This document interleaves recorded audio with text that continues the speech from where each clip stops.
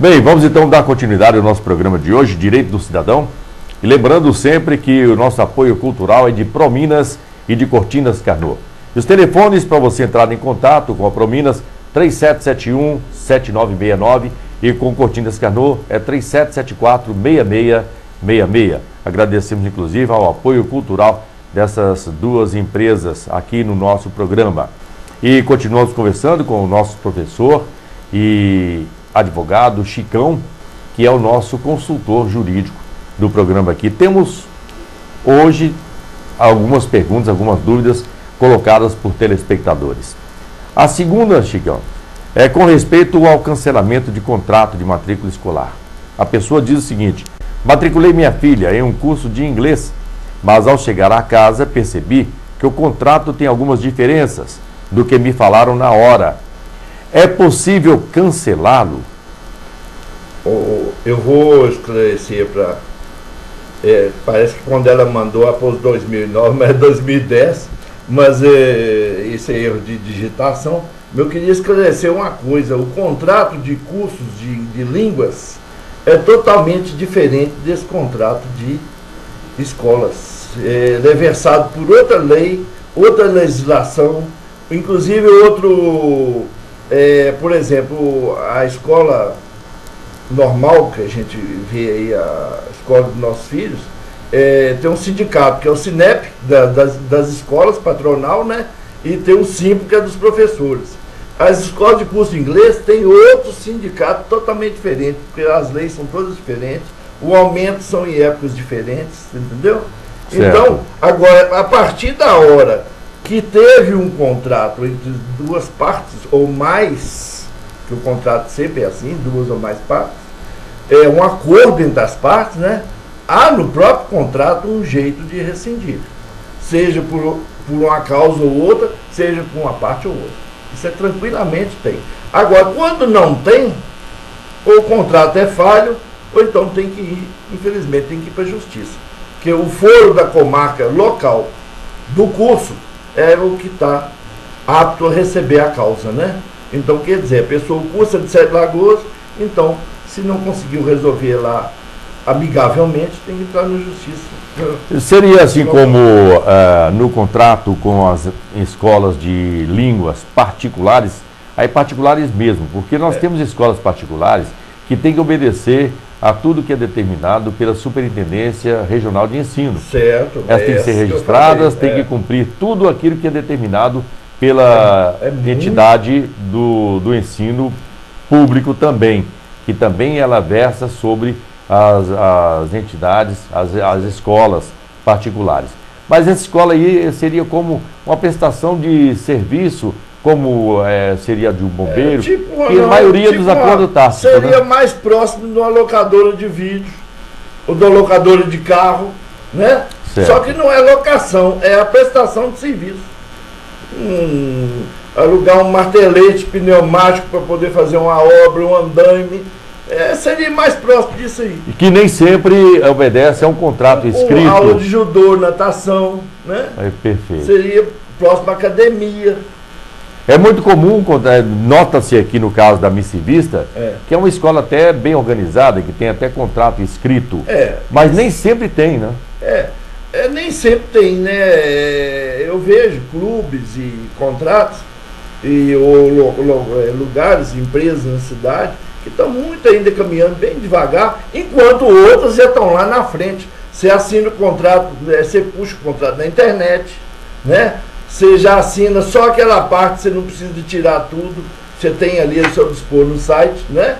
Então elas estão bem à frente das outras. E outras estão começando a organizar, etc. Eu vejo nisso essa coisa de interior que você falou, né? Que antigamente você confiava num pedaço de papel de pão, você colocava que devia fulano de tal e no dia certo é pagado. Há muito essa confiança ainda. Mas essa confiança, a tendência é ir quebrando devagarinho, porque Sete Lagoas é uma cidade dormitório, né? É Iveco, é Bombril, é uma Chips, é Cimento Bressan, e vem por aí afora um monte de indústria no shopping, né? O outro shopping. Então vai trazendo essas coisas de fora, vai quebrando essa coisa de interior e vai profissionalizando. Isso para o advogado é bom, mais trabalho. Mas para os juízes e promotores, é mais, quanto mais se coloca no papel, mais há divergências de pensamentos, né? Mais interpretações. Perfeito. Então, mais serviço, né? Vamos então passar a falar um pouquinho mais a respeito dessas escolas que são mais organizadas, que obedecem a um currículo que é determinado pela Superintendência Regional de Ensino daquela área onde aquela escola esteja situada, e também que elas têm contrato com os professores.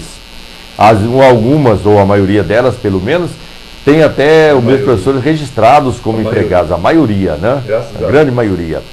Então elas cobram 12 mensalidades, que nós não acreditamos até que devem ser chamadas de mensalidades. Você poderia explicar esse caso aí, por exemplo, a matrícula escolar de janeiro, é a pergunta que a pessoa fez aqui. Pode se cobrar? Ela está pensando que a pessoa paga pelo mês de aulas ministradas. Não é. Não. Então, como é isso? Aí seria como você pagasse o clube náutico ali. De janeiro a dezembro está funcionando, né? No caso de escola, janeiro não abre. Mas o que é? Pegou sua anuidade, por exemplo, vou fazer a conta redonda, R$ 1.200 e dividiu-se em 12 parcelas, em vez de dividir em 10. Em 10 seria de 120. 120 reais. Né? Então não teria janeiro e nem julho, mas seria 120. Né? Aí dividiu-se em 12, então é 100. O que quer dizer? Para os pais, supõe-se, né, que seja mais fácil pagar assim. E essa primeira parcela é a matrícula. Não quer dizer que tem ela e mais a matrícula, não. Ela já é a matrícula, a primeira parcela. Então não se pode cobrar a matrícula da pessoa na escola, aí depois cobrar janeiro. Você está cobrando 2 vezes, né? Então aquele mês de janeiro já é o mês da matrícula, já é aquela parcela, é única, né? Então, se por exemplo, o menino vai entrar mês de março, ele paga a matrícula e abril, mensalidade. Ele começa a pagar em abril, mensalidade, né? Porque aquele outro para trás ali seria uma adesão, né? O contrato. Todo contrato tem adesão. E uma pessoa nos perguntou, escreveu, perguntando ao programa, como e onde escolho o transporte escolar certo para meu filho? Outra coisa, a cobrança da mensalidade escolar em contratos firmados no início do ano é devida, mesmo que a criança não fique? São 2 perguntas distintas. Eu vou responder uma por uma. Aqui não se refere então ao transporte escolar. Tá. O transporte escolar é um sindicato de transporte escolar na cidade. Fica ali no Rua Marechal Deodoro, no dentro do ginásio que a gente fala, né? Dentro do ginásio Dom Silvério, o colégio Dom Silvério e o grupo Arthur Bernardes. De transporte público na cidade, eu considero o mais organizado. Pelo menos eu também, um secretário que eu trabalhei com ele da prefeitura, ele falava, está 90%, 80%, 90% organizado o transporte escolar. Por quê? Eles têm os motoristas que são permissionários, né, daquela linha, e a maioria, graças a Deus, já tem a pessoa que leva e traz o menino, o ajudante, né, vamos dizer assim. Certo. Então, agora eles atendem a vários trechos da cidade. Lá eles vão poder informar quem que serve aquele bairro que o seu filho estuda ou mora. Quer dizer, a maioria quer estudar no centro, né, mas mora no bairro, vamos dizer assim, Montreal, né? Então ele vai saber quem vai para aquela região do Montreal e vai no centro. Ele vai te falar direitinho, fulano, né? A segunda pergunta que nós pensamos a princípio, até você depois disse que é outro assunto, só fala sobre cobrança de mensalidade escolar em contratos firmados no início do ano, parece que volta ao assunto anterior. Volta quase, mas é diferente. Então, o contrato escolar praticamente, eu nem sei se tem contrato, sabe?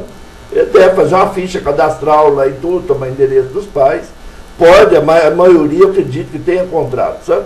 Mas serve para a escola e serve para ele. Por quê? O contrato, por exemplo, de escola, você firmou o contrato antes do menino, antes de começar as aulas, um dia antes, Aí vai na escola e fala, o menino não vai ficar. Aí a escola é obrigada a devolver 80% do valor pago, da matrícula. Já estabelecido esse percentual? Por lei, 80%. Os 20% ficam na escola por quê? É o serviço que teve, a papelada, o registro da criança que teve que fazer, abre um arquivo, abre uma pasta, né? Aquilo ali é confeccionado em gráfica, etc. Tal. E o trabalho também de devolver o percentual, né? E de ter segurado aquela vaga até aquele dia. Talvez o outro quis entrar e não pôde entrar, porque tinha outra criança, né? Então eu acho justo, quer dizer, que o pai seja ressarcido, mas não com a totalidade, porque ele segurou a vaga de outro, né? Mas, agora, depois do dia que a aula começou, aí já não tem mais devolução. Que aí ele segurou realmente a vaga da outra criança. A criança se matriculou, foi registrada, a escola contava com aquele valor na sua receita? Não rescindiu o contrato e não avisou nem nada, simplesmente desistiu.